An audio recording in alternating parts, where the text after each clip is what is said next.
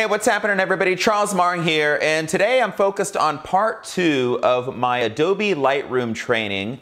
Today we're going to be in the library module, show you what you can do in it, show you how to organize your files, and also talk about kind of the mindset that I use when I'm doing my own personal workflow. But first, let's roll to that intro.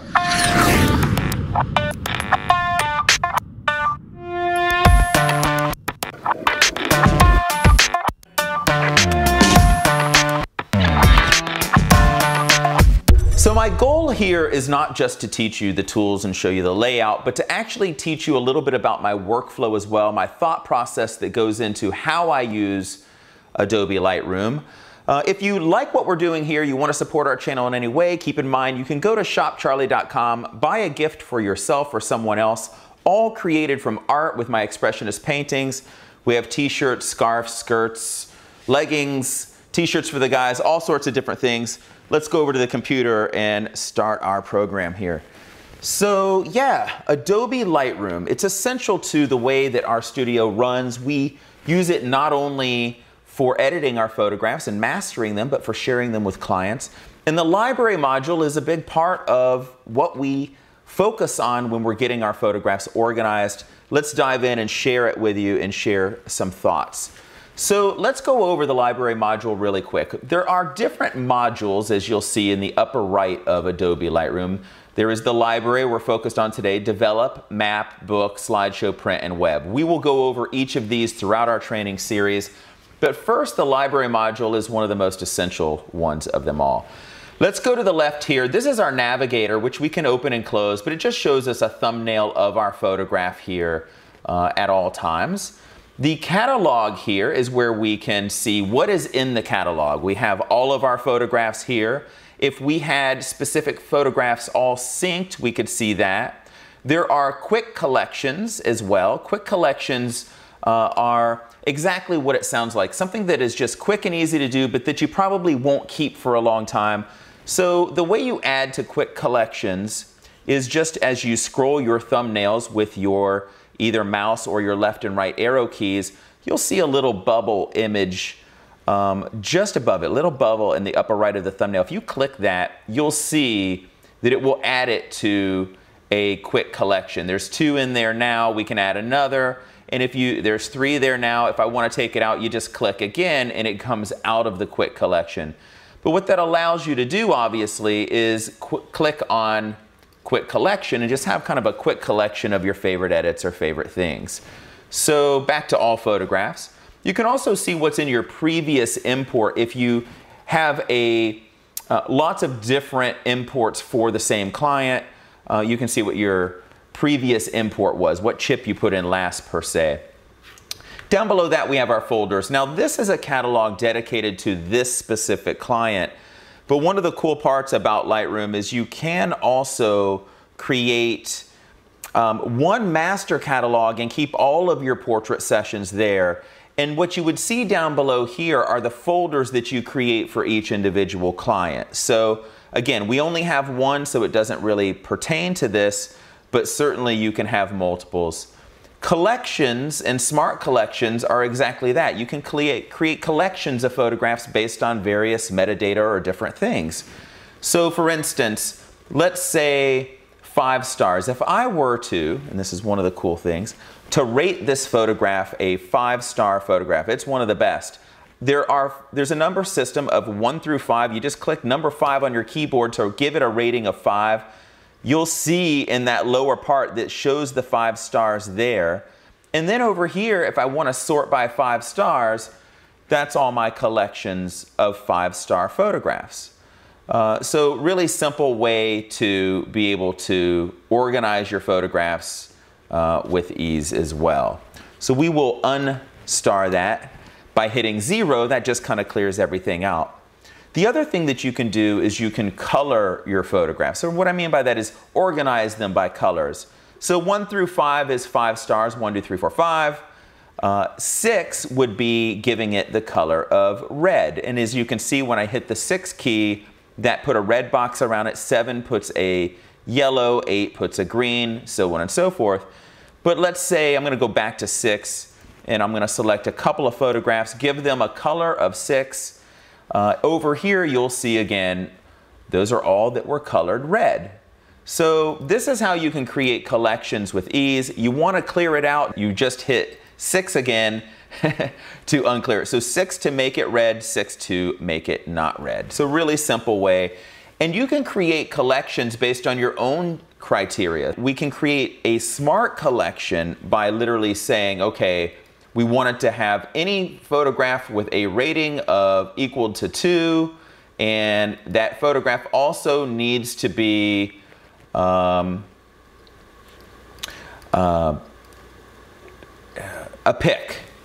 And then we click OK, and now we know that that smart collection is anything that has those 2 attributes attached to it. So you can create your own smart collections, your own collections, and that's how you keep all of your photographs organized.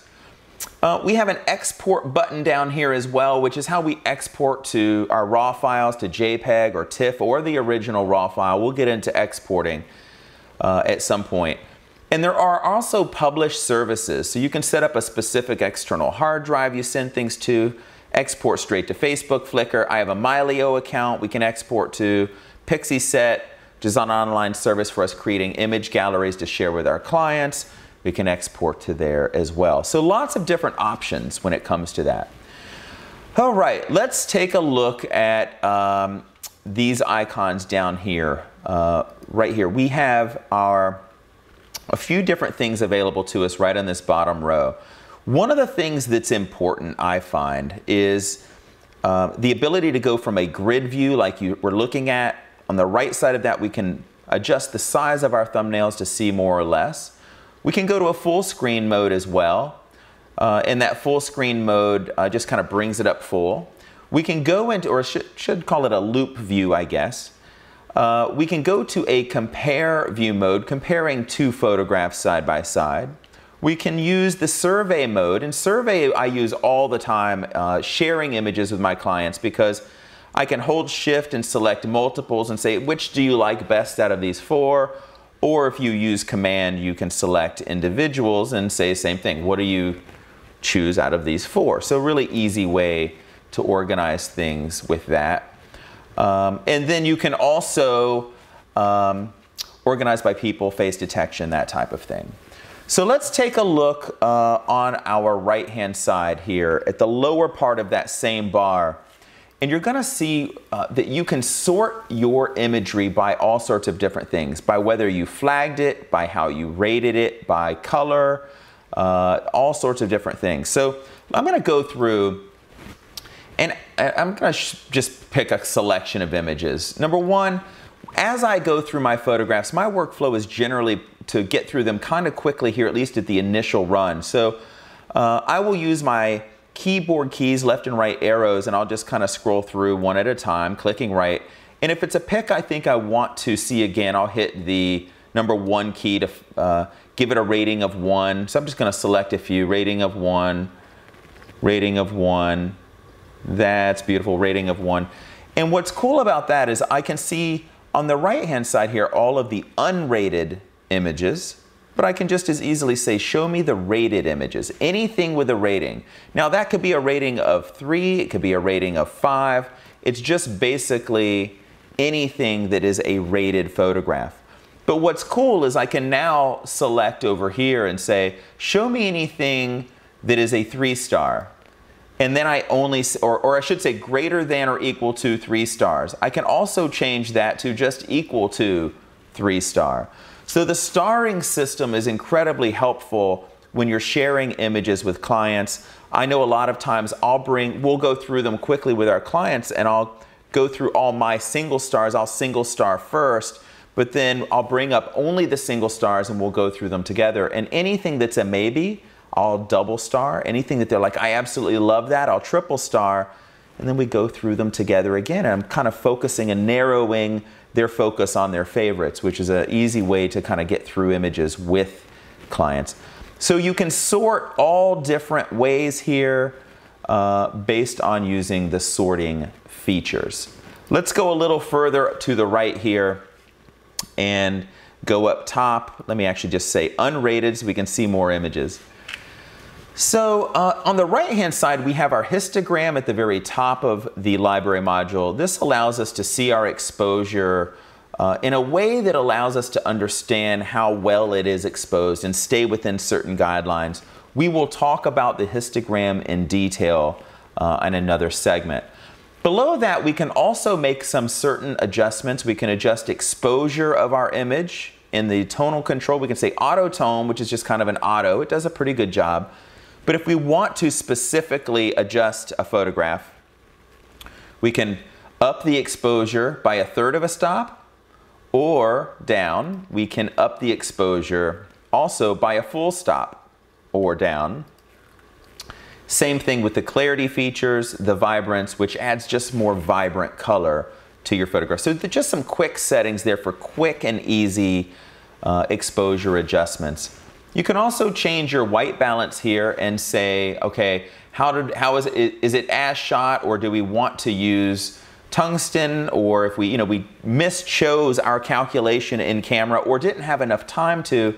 If we shot raw, which is incredibly important, I always shoot raw, we can make those distinctions in Lightroom in post. So any mistakes along the way, you can kind of fine tune and fix them in post, especially when you're under the gun and can't always be perfect. So it kind of gives you some ideas. And then there's some presets here, which means you can process these just using the Lightroom presets. They have a lot of different ones here available to you for actually using developing presets as you do things to your images.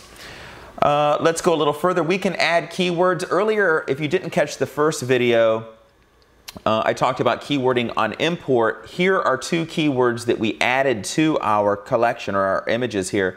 I'm going to now hit comma and add another keyword of Connecticut. It's already in there, so we can just kind of have it there. And so this is how we can add keywords to an individual image. So upon import, you might say, I'm going to have all of the photographs have this keyword attached to them. But as you go through your individuals now, you can add things that are specific to the image, like red shirt or whatever it is that's important to that particular image. And that way, when you want to organize later and say, oh, I want to see anything where she's wearing the red shirt, you can use those keyword tags to actually add it. And so here's some keyword suggestions that it adds as options, our keyword list. Here's all of our keyword sets here. And then we get down to the metadata section of the library module, and we can do a lot of different things here as well. Any presets that we've predefined for metadata, we can apply. We can change the name of a photograph. Simply click here, and right now it has a specific number associated with it. Same you can see in the lower left, but I can now say, we'll just call it Bianca, because that is her name. Hit return, and now that image is now named Bianca. And you can see right here, there it is in the lower file, already renamed. So that's the original file rename. You can put a copy name, add a title, a caption. Copyright status is a good one. Hit Option G, it'll bring up the copyright symbol for you, and then you can call it whatever you wish. Copyright Marring Visuals, copyright 2018 Marring Visuals, for instance, and then change the copyright status to copyrighted or public domain or whatever you wish. Add the creator sublocate. So all the metadata you can add here to your actual files, and that's really helpful. The other thing that you can do in the library module is that you can use this library filter up above to find images based on certain criteria. So for instance, if I click on metadata, it will show me only photographs shot with the Leica Nocticron 42.5 if I click on that. It'll show me only the photographs with the Vario 7-14 if I click on that. So really cool that you can actually use this library filter to organize by metadata or any attribute that you supply, even text. If I say I want to find the images that are named Bianca, it will find that specific image if the text is available and contains the word Bianca. as you can see here. I had metadata and text selected earlier. So that was the image that we had renamed Bianca. So this is basically the ins and outs of the basics of the library filter, how you navigate it, what each section does. It's really not that complicated.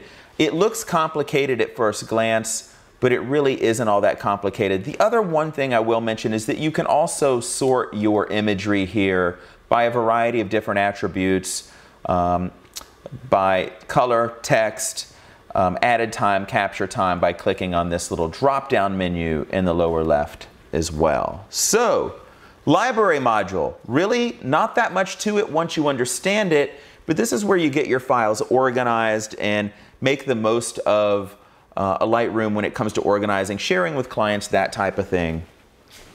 With that said, if you want to learn more about me and my credentials for teaching you Lightroom, read below. You'll learn a little bit about me, or go to the first chapter that I did on this series called Importing of Photographs. Part 1, I talk a little bit about who I am as a professional photographer and how I'm uniquely qualified to be teaching this to you guys. And that's a wrap on part 2. I appreciate you guys tuning in. Reach out with any questions regarding this particular segment or other things regarding Lightroom. Happy to answer them. And with that said, we'll catch you next time. Have a great one, everybody. Take care.